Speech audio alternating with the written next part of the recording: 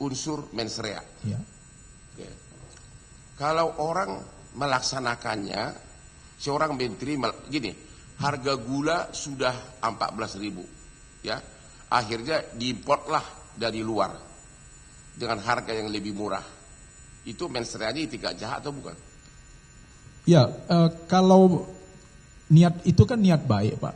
Tapi Ya. niat baik itu juga tidak boleh dengan cara yang salah. Nah, ini perumpamaannya adalah waktu sidang Pak Tom Lembong kan saya ditanya Pak Tom juga seperti itu. Bisa saja misalnya saya menolong orang, tapi kemudian menolong orang dengan cara meminjam motor orang dengan cara salah. Ya itu tentu kan salah, Pak. Motor orang kuncinya tidak ada, saya buka paksa, lalu saya bawa orang ke rumah sakit. Ya. Yang bawa orang ke rumah sakit kan pahala, hal baik. Tapi membawa motor orang itu salah.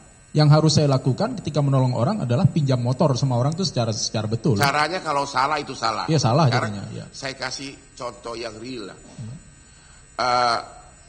Ada peraturan mengatakan bahwa harga gula petani misalnya 8.900. Harga gula petani, maksudnya petani Indonesia. Oke? Kaitannya ke mens rea nih ya.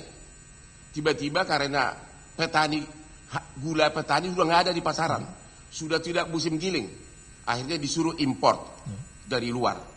Secara logika hukum, secara mens rea, secara reasonableness, tepat enggak mengatakan, lu harus pakai harga gula petani di Cibaduyut dari harga gula petani dari harga import Thailand, padahal nggak ada kaitan.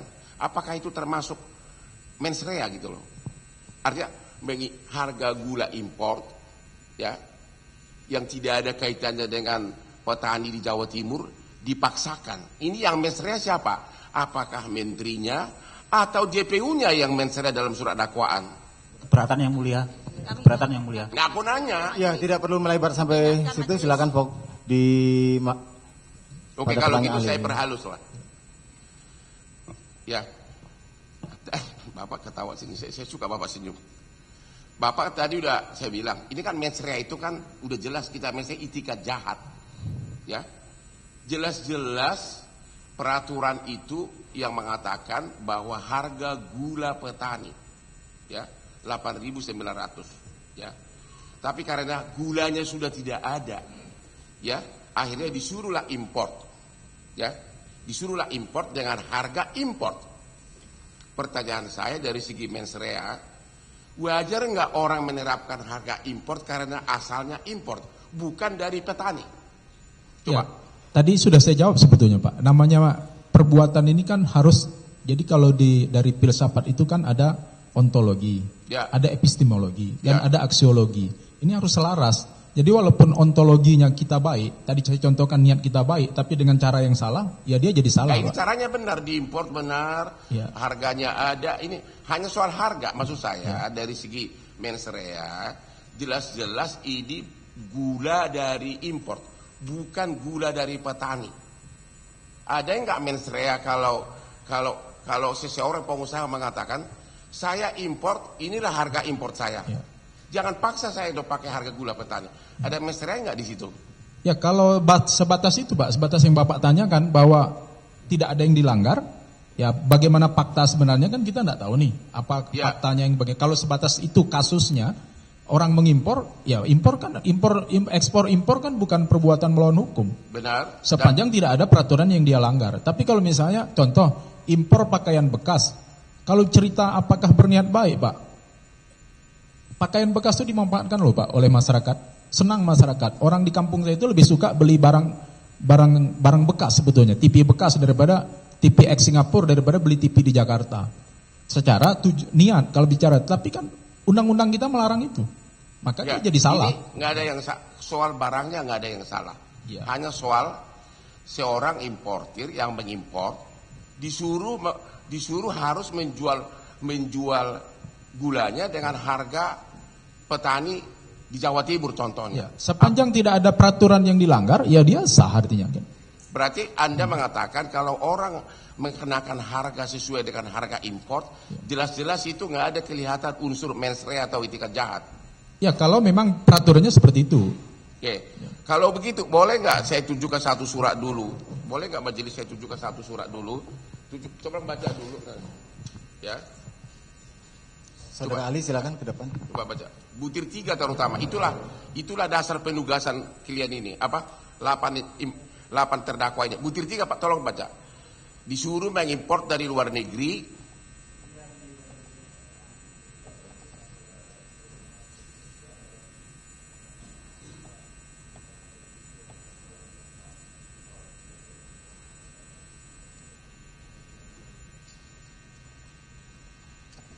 Jadi intinya, Menteri mengatakan harga pasaran sudah melebihi 12.000 dan sudah tidak ada gula di lapangan.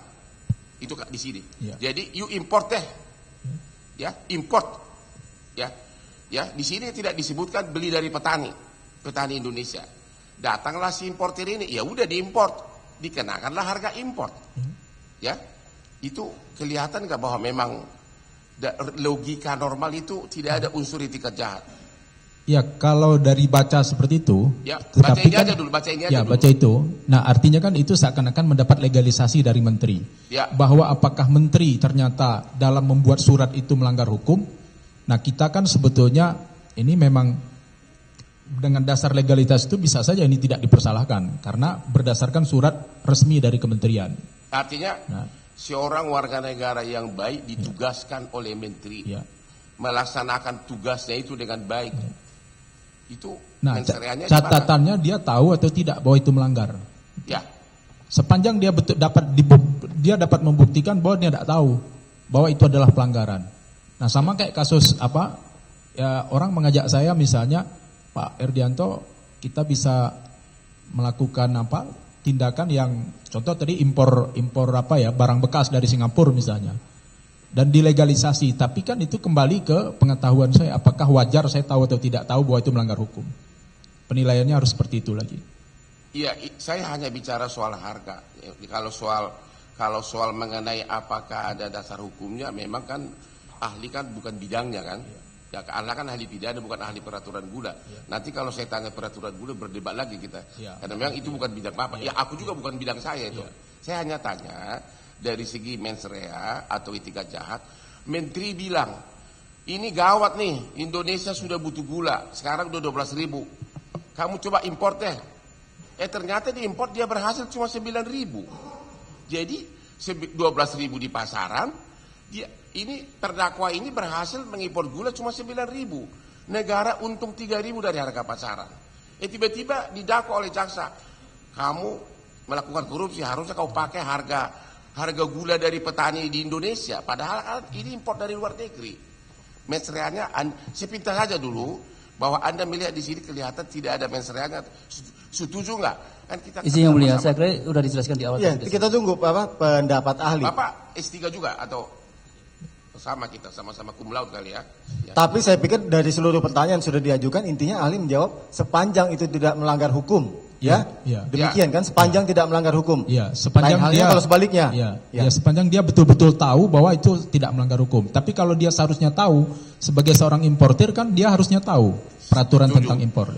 Apakah bisa secara logika sangat normal barang diimpor tapi mau dipaksakan pakai harga petani di Cibaduyut? Itu maksudnya, itu inti persoalannya. Hanya itu inti kasus ini, hanya satu. Barang diimpor dari Thailand, gulanya, tapi mau dipaksakan pakai harga petani di Cibaduyut atau di daerah. Anda sebagai sarjana hukum melihat ada sesuatu yang salah nggak? Tuduhan seperti itu, memaksakan seperti itu. Orang impor tebunya dari luar, gula mentah dari luar, tapi udah jelas-jelas instruksinya import. Dan import ini tidak ada larangan, boleh. Ya. Dan pertanyaan sekarang, kok sudah masuk dia jual, kau kemahalan. Kenapa lu nggak pakai harga impor di daerah Jawa Timur? Ini kan gula, kamu suruh saya impor dari Thailand, ya saya pakai harga Thailand.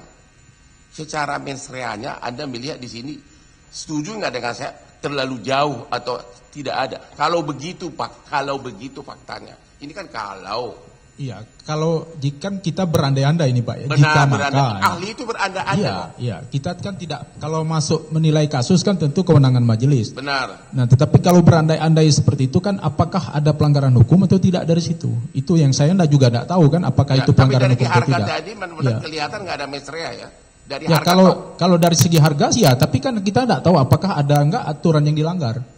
Ya. Nah, kalau ada aturan yang dilanggar ternyata ada peraturannya kan berlaku. Kalau gitu pertanyaan saya lebih halus. Tidak soal salah atau tidak.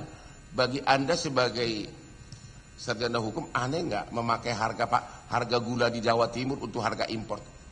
Ya memang kadang-kadang dalam praktek kita seperti itu memahami Pak. Tapi hukum ya seperti itu. Lex dura septi mens scripta. Kadang-kadang memang hukum itu kita rasakan sebagai ketidakadilan ketika kita sedang dapat masalah itu. Contoh tadi seperti contoh mengimpor barang bekas itu ya. Bagi masyarakat itu untung Pak, tapi negara melarang itu. Kalau begitu saya tanya ke basicnya.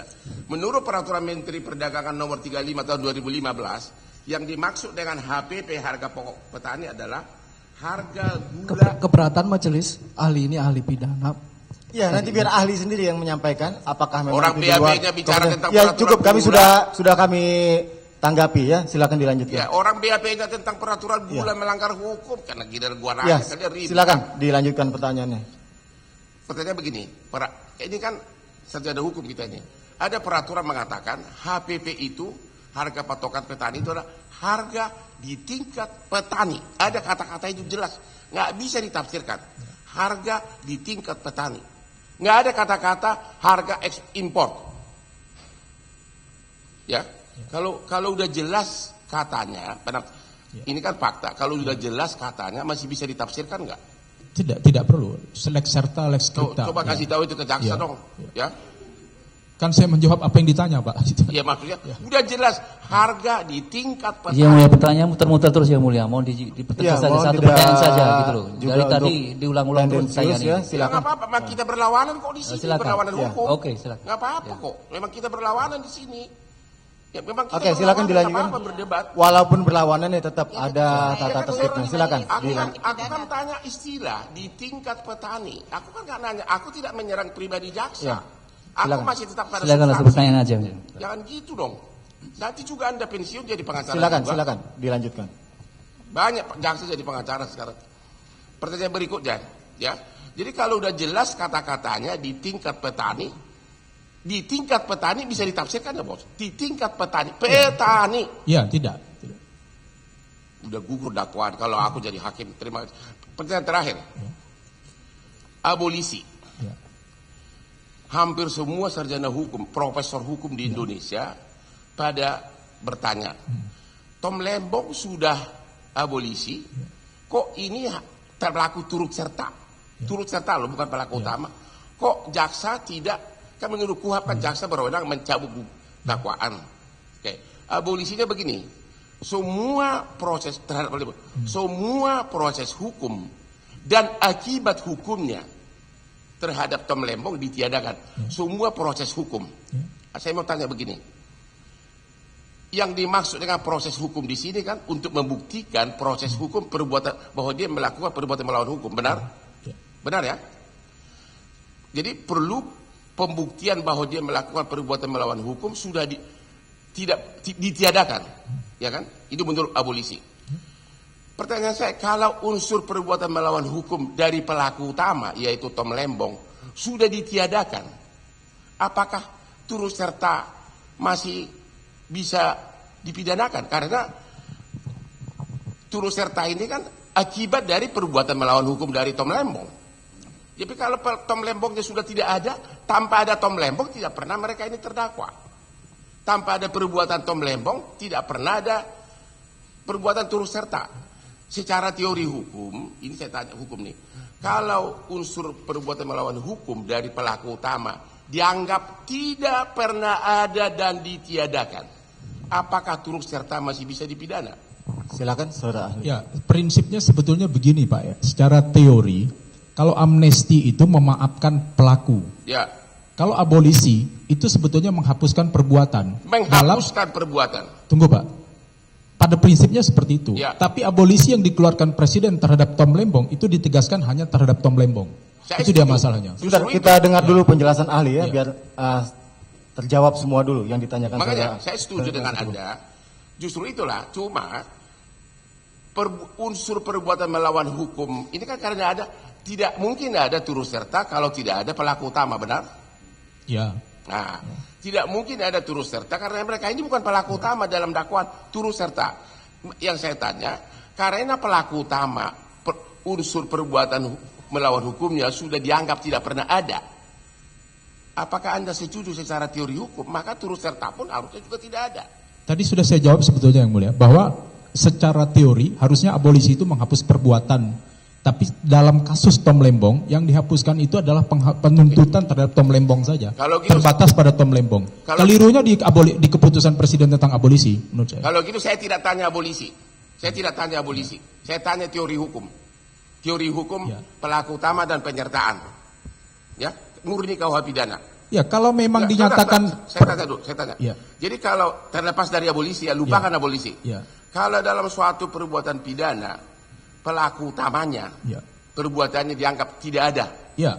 Apakah turut serta masih ada? Oh ya, kalau itu ya. Hah? Kalau itu ya. Ikut, Tidak ikut artinya. ikut ya? Ya.